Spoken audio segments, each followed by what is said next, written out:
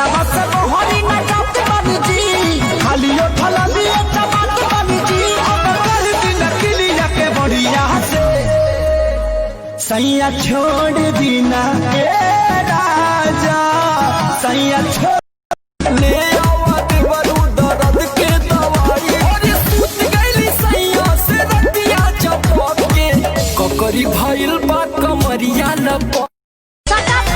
दादा लॉकडाउन खुलिया कब जी, अरे कब जी, अरे कब जी, अरे कबो ना जी। हमर मौगी खेलत बिया पबजी, हम तो दुनू बेरा कटनी सब्जी।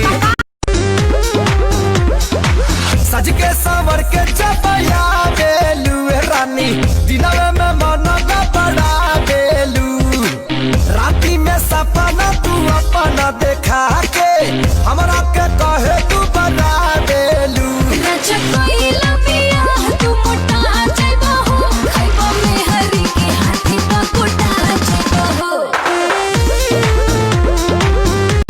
जिया राजा।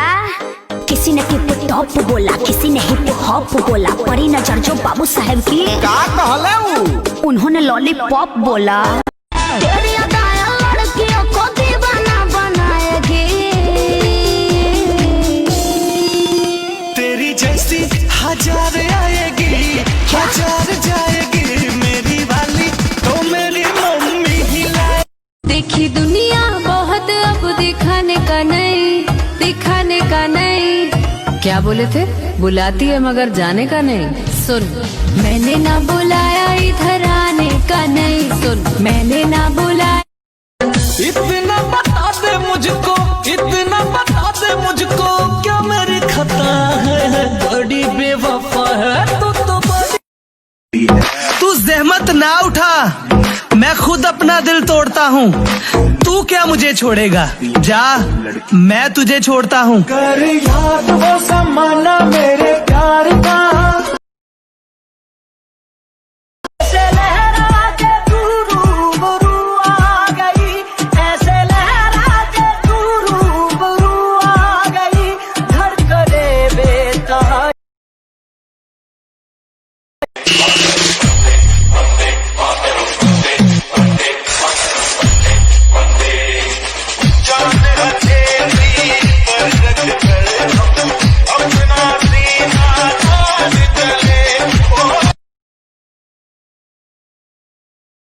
कि दिल्ली की गलियों से भी छोटी तुम्हारी सोच है,